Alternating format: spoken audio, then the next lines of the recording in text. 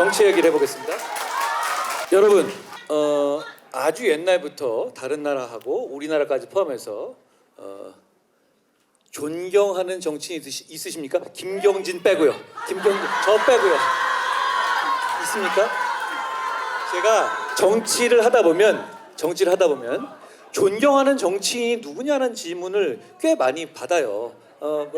여기 아니, 저는 아니고요. 여기 기자님들이 계시지만 기자님들도 이제 인터뷰를 하다 보면은 뭐 그렇게 클리셰처럼 묻고 싶은 것들이 있을 거 아니에요. 근데 그런 질문을 많이 받는데 저는 그 질문을 할 때 이렇게 답을 합니다.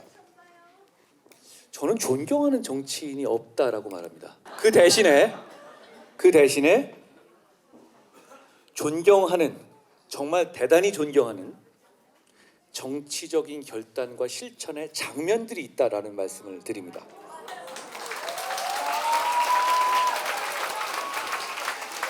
제가 오늘 남은 짧은 시간 동안에 그 얘기를 드리죠. 이승만 대통령 여러 가지 공도 있고 비판받을 과도 있습니다. 저는 근데 이승만 대통령을 이의 공이 훨씬 크다고 생각해요. 그런데 그렇게 사람 자체로 평가하는 것보다 이승만 대통령이 진짜 빛나는 위대한 결단들을 제가 함께 말해보고 싶어요. 저는 이승만 대통령의 한미 상호 방호 조약의 체결과 농지 개혁이 오늘의 대한민국을 만들었다고 생각합니다.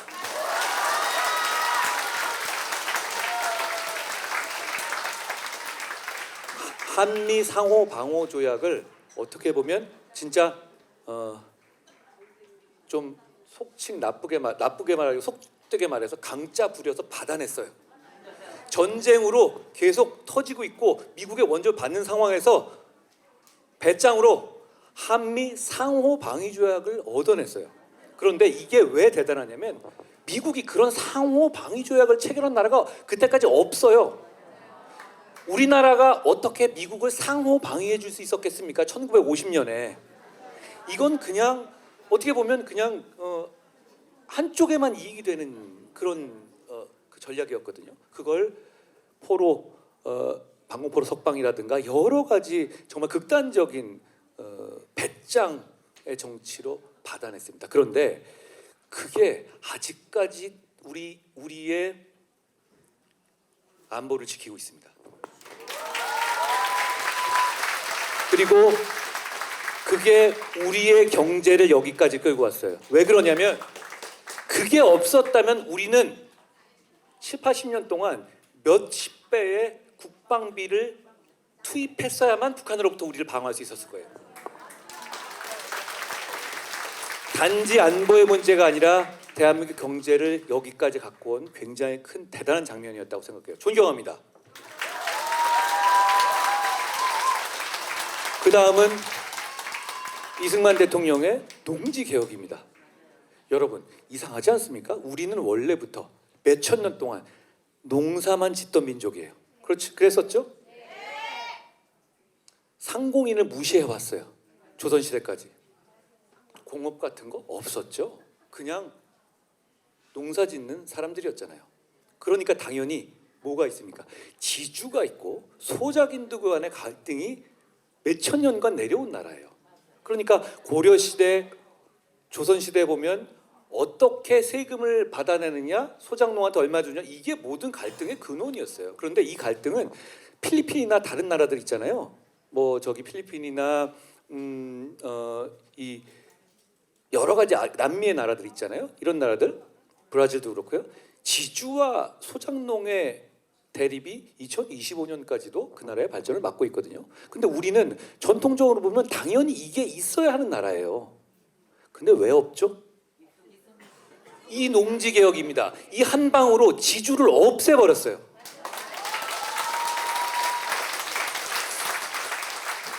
더 대단한 건 이게 혁명을 통한 게 아니었어요. 당시에 김성수 등 이런 분들의 협조도 저는 대단히 중요했다고 보는데 결국은 지주들이 이걸 수용했습니다. 그리고 이게 얼마나 소작인들 서민들한테 좋은 제도였냐면 이수치면 됩니다. 자, 몇 년간 소출의 몇십 퍼센트를 내면 그냥 땅을 주는 제도였어요. 근데 이게 일부 좌파 쪽에서는 이거 뭐 소장농들한테 별로 안 유리한 거다 이런 주장을 한답니다. 절대 그렇지 않습니다. 뭘 보면 알 수 있냐면 그걸 통해서 그 권리를 포기한 소장농들이 거의 없습니다. 그럼 당연히 이건 게다가 우리는 물가가 올라가는 나라잖아요. 당신이 50년대 그랬죠. 그런데도 불구하고 일정액만 내면 땅을 주는 거였는데요. 거의 거저 주는 거였습니다. 그런데 이걸 통해서 지주가 없어졌습니다. 그리고 부수적인 효과로 그 지주들이 뭘 했겠습니까? 돈은 있잖아요. 상업과 공업이 발달하기 시작한 겁니다. 저는 이게 정말 대단히 위대한 장면이라고 생각합니다. 이 장면이 우리를 여기까지 만들었습니다. 존경합니다.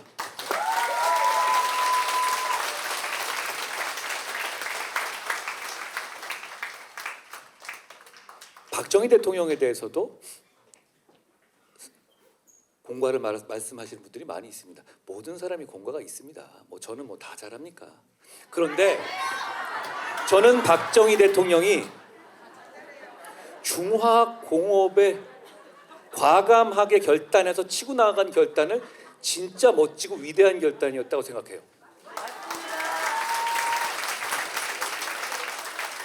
그걸 통해서 여기까지 왔습니다.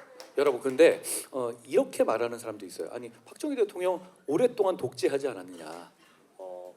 그런데 독재자가 뭐 그렇게 좀 이 계획 경제 같은 거 하면서 중공업공업 같은 거 그 육성하고 뭐 그렇게 대단해? 이렇게 말하는 사람이 있습니다. 그런데 그렇지가 않아요.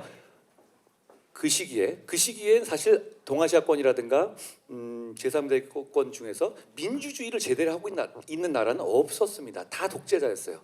그런데 어떤 나라도 박정희 대통령처럼 이렇게 중화공업을 나라를 위해서 육성하지 않았어요. 저는 이 박정희 대통령의 공과가 여러 가지가 있지만 박정희 대통령을 비판하는 분에게는 이렇게 제가 되받아치거든요. 아니 박정희 대통령이 독재를 권위주의적인 시대에서 독재를 할 수 있는데 그 시기에 세계 어떤 독재자도 박정희만큼 나라를 사랑하지는 않았다고요. 결국 그런 장면들이 우리를 여기에 만들었습니다. 저는 그 정치를 해보는 사람으로서 저도 정치를 하면서 여러 가지 고난을 겪기도 하고 파도를 겪잖아요. 그런데 그게 정말 대단한 결단이었다는 장면 생각들을 다시 하게 됩니다. 또 하나는 김영삼 대통령의 하나회 척결입니다. 권력을 잡으면 하나회 같은 어떤 군의 실세 그룹이 있으면 그걸 자기의 사냥개처럼 부리고 싶어 하는 게 인간의 속성이에요. 그리고 그 군인들도 김영삼 대통령에게 충성하려고 했습니다. 당연히. 그런데 나라를 생각해서 그 고리를 끊어냈습니다. 그 대단한 결단이에요. 화장실 들어갈 때하고 나올 때 생각이 다르잖아요. 권력을 잡은 다음에 굳이 꼭 하나회를 척결할 필요가 없었습니다. 대단한 결단의 장면이었다고 생각해요. 그럼으로써 사실 이건 약간 이번 계엄으로서 약간의 예외가 생기긴 했지만 92년 이후에 우리는 군사 쿠데타를 두려워하지 않는 나라가 된 거죠. 또 하나는 금융실명제입니다. 금융실명제는 여기 우리 제 또래 되시는 이상에 되신 분은 다 아실 거고 그 이전 분들은 그 이후 분들은 잘 모르실 거예요. 그 전에는 홍길동 제가 김경진의 이름으로 계좌를 만들어도 되는 거였잖아요. 그런데 그걸 일거에 없앤 겁니다. 그런데 금융실명제를 하자는 주장은 사실 전두환 대통령 때 추진됐던 거예요. 그 당시에 뭐 허화평이니 뭐 이런 분들이 주도했었죠. 그런데 접었어요. 왜 그러냐? 수조 원에 달하는 자기들 정치 자금을 감당할 수 없었던 거죠. 그러니까 계속 미루고 왔던 겁니다. 그런데 김영삼 대통령이 그걸 일거에 해버렸어요. 그런데 김영삼 대통령은 뭐 정치자금 없었습니까? 안 해도 되고 본인들 입장에서는 리스크가 커지는 문제인데도 그걸 결단한 겁니다. 저는 이건 거인의 결단이었다고 생각해요.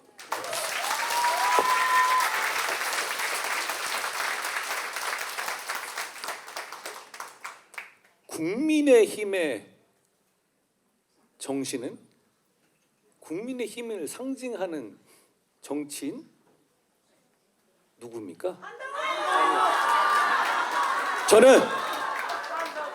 저는 김영삼이라고 생각해요. 아닙니다. 저는 김영삼 대통령이 지금의 국민의힘 정신을 상징하는 정치인이어야 한다고 생각합니다. 그러면 우리는 민주주의를 이끈 세력이 되는 겁니다. 경제 민주화를 시초를 만든 세력이 되는 겁니다. 군사 독재를 끝낸 세력이 되는 겁니다. 진짜 보수는 그런 정신이라고 저는 생각해요. 그런 장면들을 우리가 잊지 말고 우리가 나아가야 될 방향으로 생각해야 된다라는 말씀을 드리고 싶어요. 왜냐하면 하나의 척과 금융실명제 안 해도 되는 거였습니다.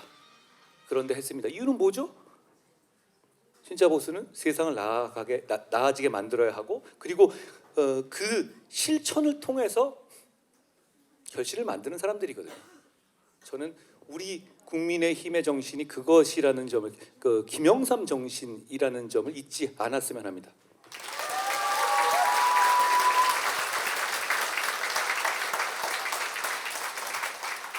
외국 사람을 하나 얘기하겠습니다. 미국의 초대 대통령이 조지 워싱턴이잖아요. 사실 그 이전에는 대통령이라는 말, 프레지던트라는 말이 없었어요. 대통령이 없었습니다. 그러니까 갑자기 대통령제는 미국에서 조지 워싱턴이 대통령이 되면서 뚝딱하고 만들어진 제도였어요. 아무도 이게 뭔지 몰랐어요. 그러니까 뭐 왕이라는 말에 조금 다른 이름인가? 이렇게 생각했었어요. 당시에는. 왜냐하면 뭐 교통통신도 발달하지 않았잖아요. 저는 조지 워싱턴의 다른 업적 같은 거, 그건 미국 얘기입니다. 그건 자기들이 알아서 할 문제예요. 그걸 제가 존경하는 장면이라고 말하는 게 아닙니다. 저는 이 조지 워싱턴의 존경하는 장면은 보수 정치로서, 그때는 뭐 보수 진보의 말도 없었지만 저는 보수 정치라고 생각해요. 왜냐하면 그 정신이 보수 정치의 정신이거든요. 무엇이냐면 이 대통령제, 우리도 채택하고 있는 대통령제가 조지 워싱턴이 대통령이 취임하면서 만들어진 겁니까? 그렇게 얘기할 수 있죠. 그런데 그렇지 않아요. 조지 워싱턴이 종신 대통령 제의를 뿌리치고 대통령에서 퇴임하면서 전 대통령제가 완성됐다고 생각해요.